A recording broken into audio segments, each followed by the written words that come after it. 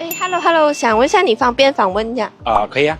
你怎样看现在的加密货币趋势？我觉得现在加密货币的趋势将会是慢慢的往上涨的啦。目前来是看是慢慢的涨上去啦。我听说最近加密货币的趋势波动很大，你怎样看这个波动？它会影响你对它的看法吗？现在加密货币波动很大，我觉得主要是美金的不稳定啦，但是不会影响我对它的看法，因为我们是技术分析的嘛。我觉得不会影响我啦，反而让我赚钱更多。有波动是因为美金的问题，美金走弱，俄罗斯打仗会有影响到这些种种之类的。你认为加密货币会成为未来主流的支付方式吗？我觉得加密货币在未来绝对会成为主流的支付方式，因为现在相对的加密货币也比较稳定，然后大家也在讨论这个话题了。会因为目前在美国已经是用这种 Bitcoin 啦等等之类的去买车啊。I see，这样你有什么自己的个人经验想要分享给小白这样子？我觉得最重要的就是管理好自己的资金哦。